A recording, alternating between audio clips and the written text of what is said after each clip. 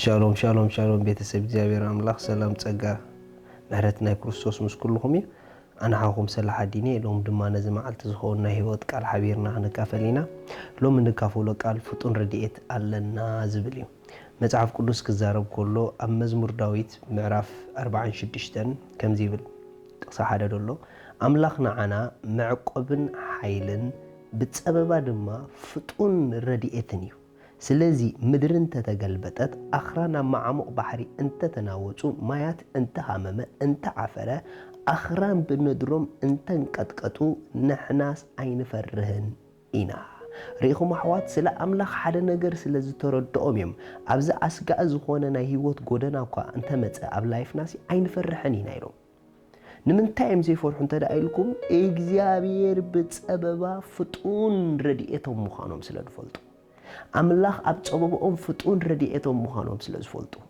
ስለዚ ኣብ ነፍስ ወከፍ ናይ ህይወት ጎደኖኦም ቅድሚ ጉዳዮም እግዚአብሔር ከም ዝቅድሙ ፈልጡ እዮም አምላኽ ስንምርድኦም ኣዝዩ ፈጣን እዩ ኣብቲ ረድኤት ዘድልዮም ሰዓት ዘበለ ኩሉስ እግዚአብሔር ንዕኦም ቁሩብ እዩ ስለዚ እግዚአብሔር ጉዳዮም ጸበቦኦም ቅድሚ ንዕኦም ምቕባሩ ቅድሚ ንዕኦም ምስዓሩ እግዚአብሔር ካብ ጉዳዮም ንላዕሊ ፈጢኑ ረድኤት ከም ዝኾኖም ፈልጡ ነይሮም እዮም እስከሎ ምሕሰቡ እግዚአብሔር ኣብ ህይወትኩም ፍጡን ረድኤትኩም ምዃኑ እመኑ ፍጡን ረድኤትኩም ምዃኑ ሕሰቡ ኣብ ነፍስ ወከፍ ረድኤት ዘድልየኩም ሰዓት ኣብ ሰዓቱን ኣብ ጊዜውን እግዚአብሔር ንረድኤትኩም ምሳኹም ከም ዘሎ እመኑ እግዚአብሔር ኣብ ዘድልየኩም በተዘድልየኩም ጊዜ ከም ድግለጽ ኣብ ህይወትኩም እመኑ እግዚአብሔር ንዓኹም ፈጣን ምዃኑ እመኑ ሪኢኹም እቲ መጸናንዒ ናባኹም ምስ መጸ ኢሉ መጽሓፍ ቅዱስ ክዛረብ ከሎ ንመንፈስ ቅዱስ እቲ መጸናንዒ ትብል ቃል ብዙሕ ትርጉም ይደለዋ ካብቶም ትርጉማት ሓንቲ ድማ ስታንድ ባይ ድብል ትርጉም ኣለዋ ኩሉ ጊዜ ቁሩብ ማለት እዩ እዚ ማለት መንፈስ አምላኽ ኩሉ ጊዜ ደገፍ ኣብ ዘድልየና ሰዓት ኣዝዩ ቁሩብ ይንዓና ረድኤት ኣብ ዘድልየና ጊዜ ኣዝዩ ፈጣን ይንዓና ንምንታይ ተተባሃለ ንረድኤትና ኣባና ዘሎ አምላኽና ስለ ዝኾነ ስለዚኦም እዚ ስለ ዝበረህሎም ጉዳይ ክሳዕ ዝኸፍእ ይኽፋእ ጉዳይ ክሳብ ዝተባላሸወ ይባላሾ ነገር ግን ካብ ጉዳይና ንላዕሊ እግዚአብሔር ፈጣን ብህይወትና ኢሎም ሎሚ ነገራትኩም ብዝተፈላለየ መንገዲ መጨረሻ ድበጽሕ ኮይኑ ዝስምዓኩም ዘሎ ግዲ ይብልኩምን ናይ ጉዳይኩም ምብልሻው ካብ አምላኽ ኣይፈጥንን እዩ እግዚአብሔር ንረድኤትኩም ኣብዚ ጉዳይ ዝፈጣን ምዃኑ እመኑ አምላኽኩም ፈጣን እንተደኣ ኮይኑ ጉዳይኩም ቅድሚ ንዓኹም ምዕዋቱ አምላኽኩም ከም ዝዕወተልኩም እመኑ ስለዚ ማንም ዓይነት ነገራት ኣብ ህይወት ናይ ጸላእ ኣሰራርሓ ክዕወተልኩም ኣይክእልን እዩ ንምንታይ እግዚአብሔር ንህይወትኩም ፈጣን ረድኤት እዩ ፈጣን ደጋፊ እዩ ፈጣን ሓጋዚ እዩ ኣዝዩ ፈጣን አምላኽ ንዓኺ ስለዚ ንፍጥነት አምላኽኪ ተኣምኒዮም ተደኣ ኾንኪ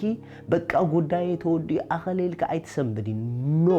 ወላብቲ ናይ መጨረሻ ሰዓት እኳ እንተበፅሐ ጉዳይኪ ሕጂውን እግዚአብሔር ንረድኤትኪ ፈጣን እዩ ሕጂውን እግዚአብሔር ንረድኤትካ ፈጣን እዩ ንፍጥነት አምላኽካ ብዝኣመንካዮ መጠን ጉዳይካ ኩሉ ኣቅድሜኻ ኮንቱ ኮይኑ ክተርፍ እዩ ነገራትካ ኩሉ ኣቅድሜኻ ከም ደይስዕረካ ክትኣምን ኢኻ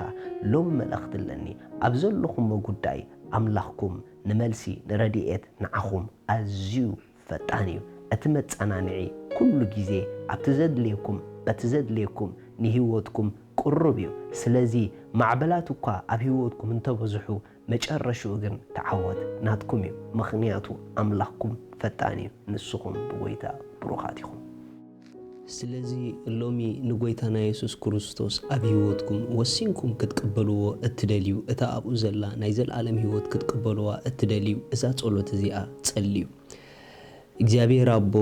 ስለ ወድኻ ኢየሱስ ክርስቶስ የመስግነካ ኣለኹ የአምን ኣለኹ ኢየሱስ ክርስቶስ ስለ ኃጢአተይ ከም ዝተሰቕለ እዳ ኃጢአተይ ከፊሉ ከም ዝፈጸሞ ስለይ ከም ዝሞተ ብሳልሰይቲ መዓልቲ አምላኽ ካብ መውታት ከም ዘተንስኦ ኣብ የማን አምላኽ ከም ዝተቐመጠ የአምን ኣለኹ ኢየሱስ ክርስቶስ ናይ ህይወተይ ጎይታ እዩ ኢየሱስ ክርስቶስ አምላኸይ መድሓኒይ እዩ ካብዛ ሰዓት ንክርስቶስ ብምቕባለይ ሓድሽ ፍጥረት ውሉድ አምላኽ ኮይነለኹ መንፈስ ቅዱስ ብሽም ኢየሱስ በእምነት ናብ ውሽጠይ ይቕበለካ ኣለኹ ኣሜን እዚኣ ጸሎት ድጸለኹም ብጣዕሚ እኳ ሓጎሰኩም በዚ ብታሕቲ ዘሎ ኣድራሻና ኮንታክት ግቡርና ኢኹም ሰድለይኩም ሓገዝ ክንልእኸልኩም ኢና ሻሎም